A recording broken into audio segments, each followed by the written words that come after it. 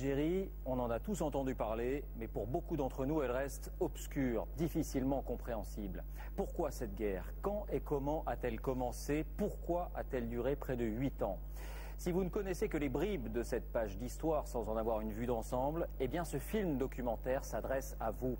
C'est la première fois que la télévision raconte cette guerre de façon globale, pédagogique et dans sa chronologie. Une histoire passionnante, une histoire effroyable, une histoire qui a changé le visage de la France, comme bien sûr celui de l'Algérie. Vous allez découvrir des archives entièrement colorisées et dont certaines sont inédites. Et vous allez aussi voir restituer, et c'est important, tous les points de vue, ce qui permet de comprendre, non pas de justifier, mais de comprendre cet engrenage. Enfin, celui qui a mis sa voix sur ces images, celui qui va faire le récit de cette guerre, c'est Kadmerad, parce que cette histoire le concerne.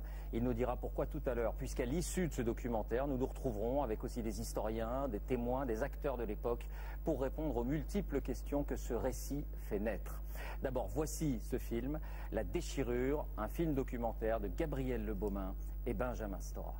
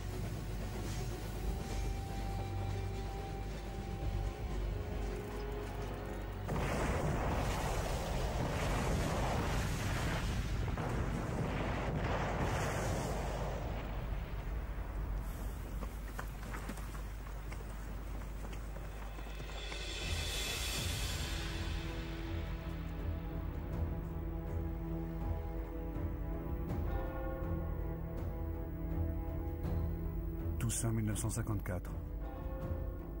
Les Français d'Algérie pleurent leur mort assassinée la veille.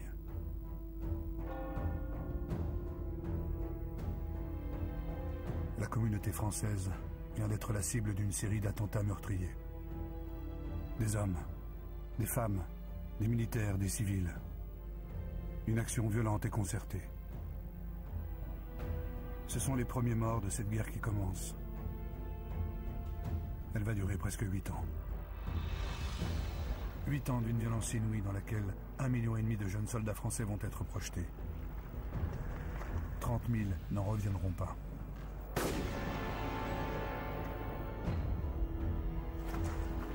Une guerre qui va provoquer la mort de centaines de milliers d'Algériens, le déplacement d'1,5 million de paysans et la destruction de centaines de villages.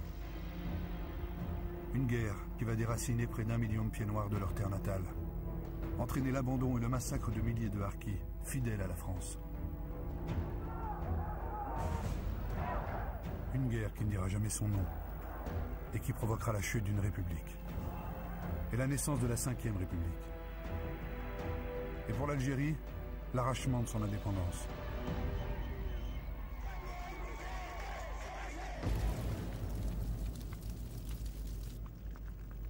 Mais en ce 2 novembre 1954, au lendemain des premiers attentats, une seule question hante les Français d'Algérie. Qui se cache derrière cette insurrection brutale, parfaitement coordonnée et planifiée?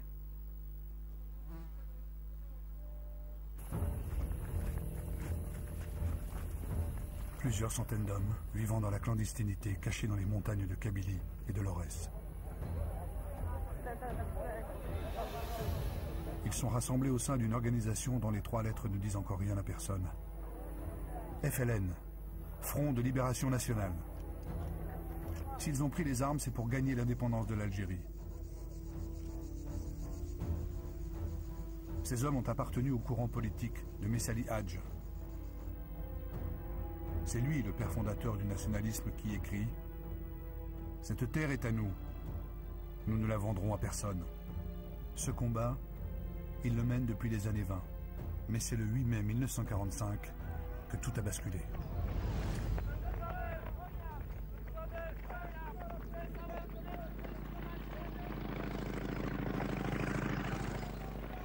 Alors que partout ailleurs on fête la victoire, des militaires français traquent les responsables d'un massacre commis dans les villes de Sétif et de Guelma.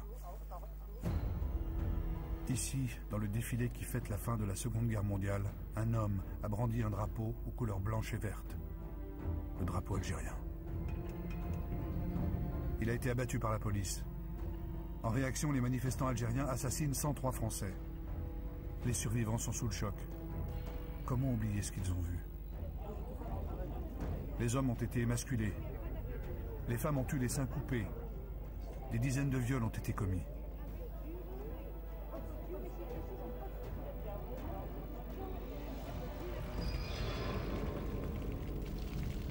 À l'agression brutale va répondre la répression aveugle.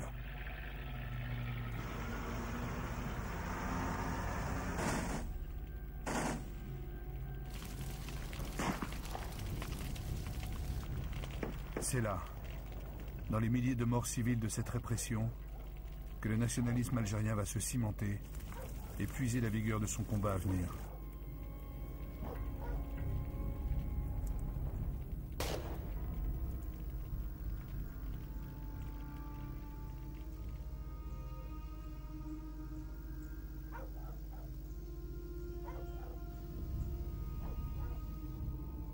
Le général Duval, qui commande la répression, écrit dans son rapport. Je vous ai donné la paix pour 10 ans, mais il ne faut pas se leurrer. Tout doit changer en Algérie. Sinon tout recommencera.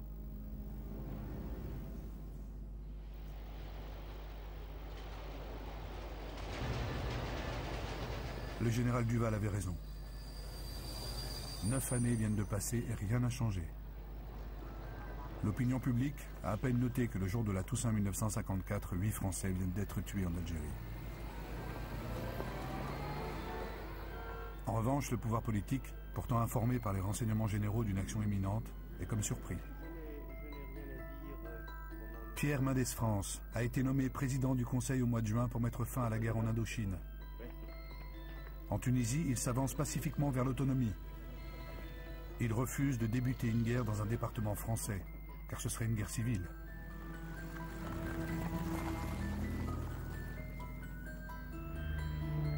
L'Algérie, c'est la France, et non un pays étranger, déclare-t-il à l'Assemblée nationale. Toute la classe politique en est convaincue.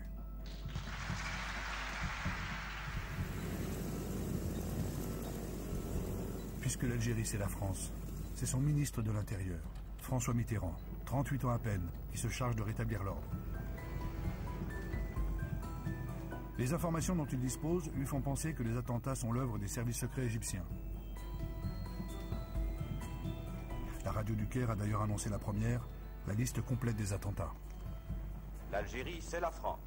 Et la France ne reconnaîtra pas chez elle d'autre autorité que la sienne. Et nous châtierons de manière implacable, sans autre souci que celui de la justice, et en la circonstance, la justice exige la rigueur, les responsables.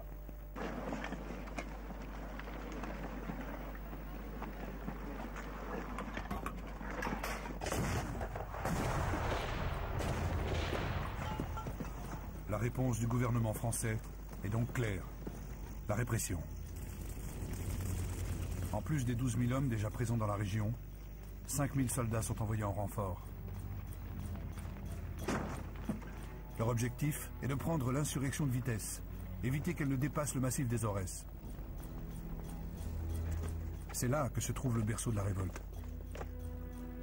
Une région montagneuse, sous-administrée, comme oubliée. Un terrain idéal pour la guérilla. Le 8 novembre, une semaine après les premiers attentats, le dispositif français d'encerclement est en place.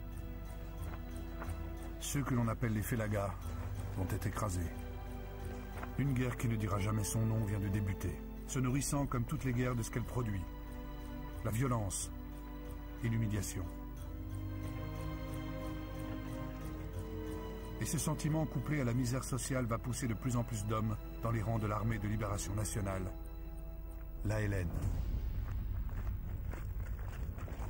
Au printemps 1955, malgré la répression, l'ALN recrute.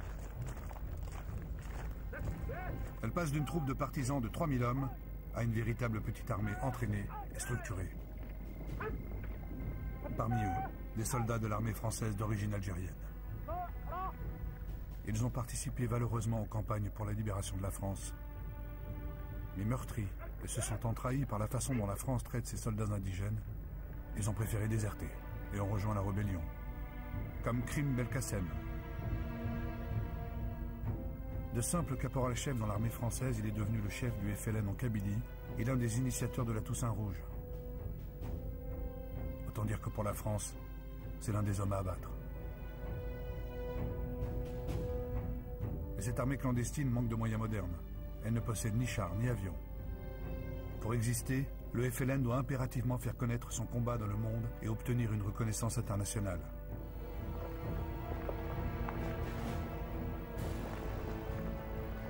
Il peut compter sur le président égyptien Nasser, qui soutient sa lutte depuis le début.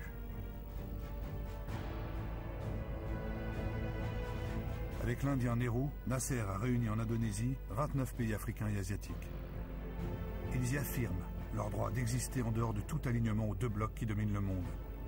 C'est la naissance de ce que l'on appelle le tiers-monde. Contre toute attente, Nasser y fait reconnaître le combat du FLN. Et les 29 pays expriment leur solidarité avec l'Algérie combattante. Pour le FLN, c'est une première grande victoire politique.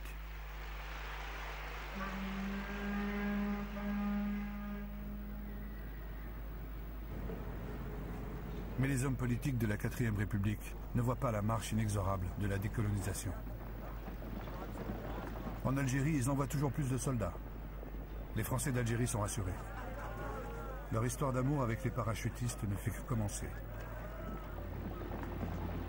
Ces hommes ont combattu en Indochine. Ce sont des guerriers chevronnés. Mais ils arrivent avec le goût amer de la défaite. Et pour les chefs, la cicatrice encore douloureuse de la débâcle de 1940. Élie de Saint-Marc, officier au 1er régiment étranger parachutiste, est de cela. Il écrit: nous n'avons connu que la guerre depuis notre adolescence. Elle est devenue sinon une habitude, du moins un ennemi familier. Autant dire que pour tous ces hommes, un nouvel échec serait insupportable.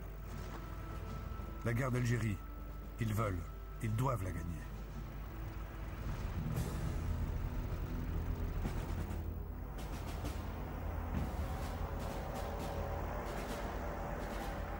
La reprise en main n'est pas que militaire, elle est aussi politique.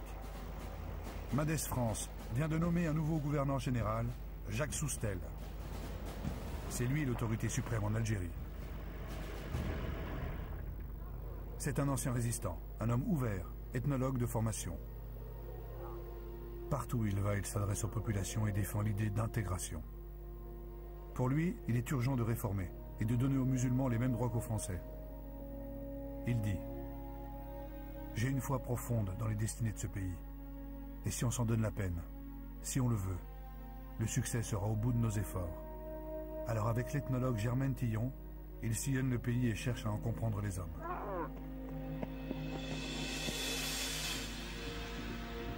Et il comprend. Si l'Algérie c'est la France, c'est aussi l'Afrique et l'Orient à la fois. C'est un pays immense et plusieurs populations y cohabitent. Les Touaregs, les Kabyles, les Chaouis, les Mozabites et les Juifs indigènes.